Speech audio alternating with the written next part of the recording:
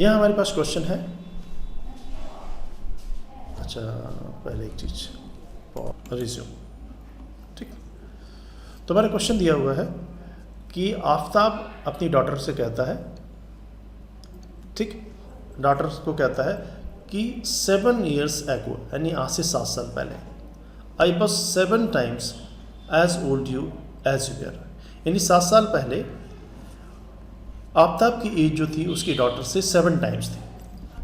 तो हम क्या करते हैं, आफ्ताब और डॉटर, उसकी डॉटर की प्रेजेंट एज मान लेते हैं। तो सपोज कीजिए, लेट द प्रेजेंट एज, ठीक, प्रेजेंट एज ऑफ आफ्ताब, ठीक, सपोज x ईयर मान लें। इसी तरीके से मैं उसकी डॉटर की एज जो है उसको भी मान लेता हूँ। ये हमारी क्या है, उसकी डॉटर की एज, वो मैंने सपोज कीजिए बाई ईयर्स मान। कंडीशन क्या दे रखी है, 7 years ago, यानी आज से 7 साल पहले। तो अभी प्रेजेंट एज यदि आफ्ताब की 7 years x ईयर है और उसकी डॉटर की बाई ईयर है, तो 7 years ago कितना होगा, x - 7, और उसकी डॉटर की एज क्या हो जाएगी, y - 7। तो ये कैसे हो रहा है, सपोज कीजिए आपकी यदि प्रेजेंट एज 20 years है, तो 7 साल पहले आपकी एज क्या होगी, 13 ईयर। तो वो कैसे आया, हमने इसको 7 से माइनस करते इस तरीके से निकला। इसी तरीके से यदि आफ्ताब की एज इस समय प्रेजेंट एज x है, तो 7 साल पहले कितनी होगी, x - 7। उसकी डॉटर की एज बाई ईयर है, तो 7 साल पहले कितनी होगी, y - 7। तो ये 7 साल पहले की एज। लेकिन कंडीशन यहाँ पे दे रखी है कि 7 years ago आफ्ताब की एज थी, उसकी डॉटर की कितनी थी, 7 times थी, ठीक। तो हम इसको एक इक्वेशन बनाते हैं, देखिएगा। ये आफ्ताब की एज x - 7, उसकी डॉटर की एज y - 7। रिलेशन क्या दिया हुआ है कि उसकी जो आफ्ताब की एज है उसकी डॉटर की एज का 7 times है।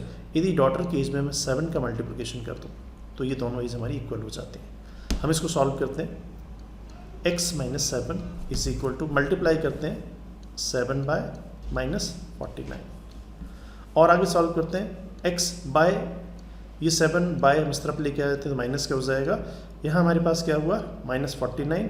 ये हमारा 7 इक्वल किस तरफ आएगा, तो प्लस क्या हो जाएगा, ये रहा हमारा प्लस। फाइनली हमारे पास क्या आता है, -42। तो ये इक्वेशन हमारी बन गई है। किस तरीके की इक्वेशन है, x - 7 y is equal to -42, equation number 1। इसी तरीके से एक दूसरी सिचुएशन दे रखी है। मैं सिचुएशन में ये कहा गया है कि 3 years फ्रॉम नाउ, आज से 3 साल बाद, आफ्ताब कहता है कि मेरी उम्र जो है वो तुम्हारी उम्र की, यानी बेटी की उम्र की 3 गुनी रह जाएगी। तो आज से 3 साल बाद, तो प्रेजेंट एज कितनी है, x, तो 3 साल बाद आफ्ताब की एज कितनी होगी, x + 3, और उसकी डॉटर की एज कितनी होगी, y + 3। रिलेशन हमारा वही है कि उसके डॉटर की जो एज है इस समय वो कितनी है, 3 times। तो मैं इसमें 3 का मल्टीप्लिकेशन कर देता हूँ तो दोनों एज इक्वल हो जाएंगे। हम इस इक्वेशन को भी सॉल्व करते हैं, x + 3 is equal to 3 y +9, और यदि हमारा आगे सॉल्व होगा तो ये 3 हमारा इस तरफ आएगा, तो मैं लिखूँगा x - 3 y is equal to 9 - 3, तो ये हमारा क्या हो गया, 6। यानी हमारी दूसरी इक्वेशन बनके क्या गई, x - 3 y is equal to 6, equation number 2। ये थी हमारी इक्वेशन नंबर 1। इन दोनों इक्वेशन से मैं x और y की वैल्यू को फाइंड आउट करना चाहता हूँ, तो मैं दोनों इक्वेशन को एक साथ रखता हूँ। इस इक्वेशन को मैं यहाँ पे ले लिया, x - 7 y is equal to -42, ये हमारी फर्स्ट इक्वेशन थी। तो ये हमारी दोनों इक्वेशन को एक साथ लिख दिया गया। अब हमें ऐसा कोई कॉन्सेप्ट यूज़ करना है कि इन दोनों इक्वेशन से x या y एलिमिनेट हो जाए। तो इसको सॉल्व करने के लिए मैं इसको दोनों इक्वेशन को यहाँ लिख देता हूँ एक साथ। पहली इक्वेशन क्या है हमारी, x - 3 y is equal to 6, equation number 1। दूसरी इक्वेशन क्या है, x - 7 y is equal to -42, equation number 2। यहाँ से सॉल्व करते हैं। सॉल्व करने के लिए मैं ये जो हमारी फर्स्ट इक्वेशन है उसमें सेकेंड इक्वेशन को सब्ट्रैक्ट कर देता हूँ। तो मैं क्या कर रहा हूँ, सब्ट्रैक्ट कर रहा हूँ, ठीक है। सब्ट्रैक्ट कहाँ से, सेकेंड से फर्स्ट को। तो देखिए जब हम इसको सब्ट्रैक्ट करेंगे तो साइन चेंज होंगे, ये माइनस, ये प्लस, ये प्लस, ये x कैंसिल हो गया।